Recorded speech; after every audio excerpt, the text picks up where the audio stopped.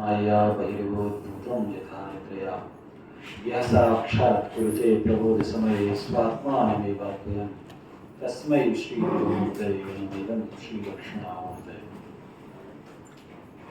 समादरणीय अध्यक्ष प्रोफेसर केदार प्रसाद महाराज, आज के इस कार्यक्रम के विशिष्ट अतिथि प्रोफेसर रामकुमार पांडे जी, संयोजक प्रोफेसर महानंद झा जी, न्याय विभाग अध्यक्ष प्रोफेसर विष्णुपद महापात्र जी, मार्कंडेय प्रसाद तिवारी जी, प्रोफेसर रामचंद्र शर्मा जी, ऑनलाइन माध्यम से जुड़े हुए प्रोफेसर प्रदीप मिश्र जी, जिन्होंने आज का मंगलाचरण किया, और इसके अलावा ऑनलाइन और ऑफलाइन दोनों माध्यमों से जुड़े हुए विद्वज्जन,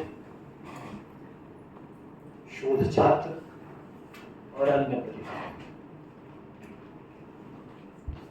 इस कार्यशाला के उद्घाटन अवसर पर भी मैं उपस्थित हुआ था और आज समापन के अवसर पर भी उपस्थित हुआ हूं। मांडुक्य कारिका में गौड़पाद एक जगह पर कहते हैं, आदावंते चयन नास्ति वर्तमाने की तत्तथा। जो आदि और अंत में नहीं है वो मध्य में भी नहीं है।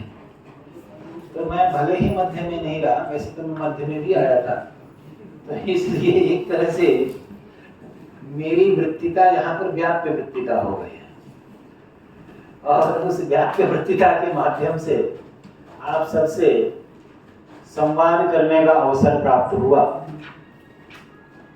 नव्य न्याय भाषा प्रदीप एक प्राथमिक ग्रंथ होते हुए भी बहुत महत्वपूर्ण ग्रंथ है, और इस ग्रंथ के अध्ययन की विशिष्टता है कि इस ग्रंथ को पढ़ने के बाद न्याय की भाषा से डर समाप्त हो जाता है, भय समाप्त हो जाता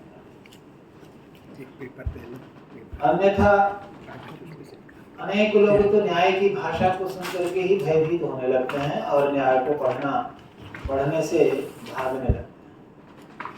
हम लोग जब न्याय पढ़ते थे तो इसीलिए न्याय के विद्यार्थियों की संख्या अन्य विद्यार्थियों की अपेक्षा कम हुआ, क्योंकि न्याय पढ़ने का दुस्साहस या साहस कभी लोग कर पाते।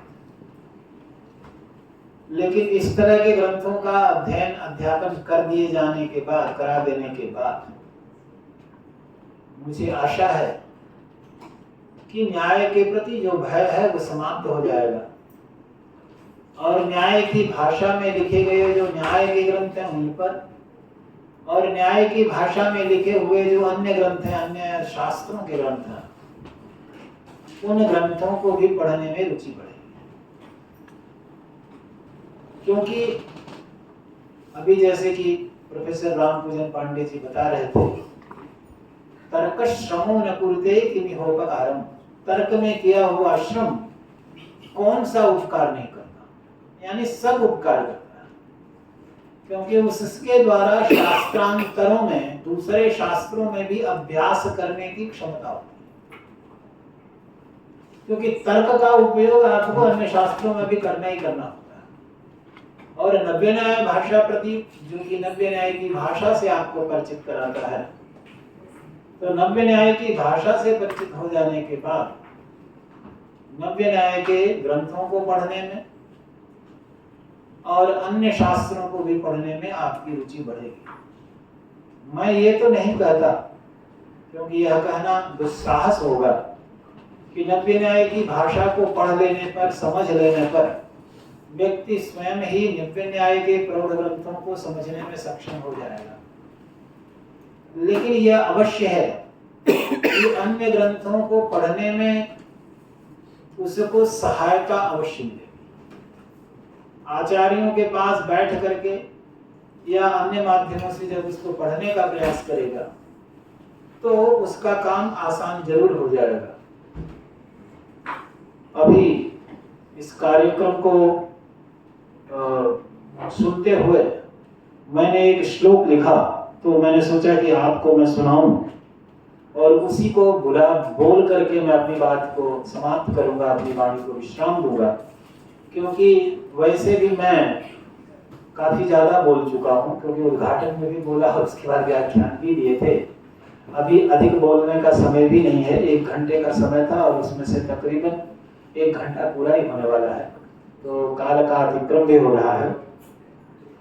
न्याय भाषा प्रदीपेन दीपिता ज्ञानवर्तिका दर्शनानां प्रकाशेन महानंद प्रदास्तु वः। यह जो न्याय भाषा के प्रदीप से ज्ञानवर्तिका जो दीपित हुई है, ज्ञान की बत्ती जो जली है, वह दर्शनों को प्रकाशित करते हुए आप सबको महान आनंद प्रदान करे। बस इसी भावना से अपनी वाणी पर विश्राम देता हूँ। धन्यवाद।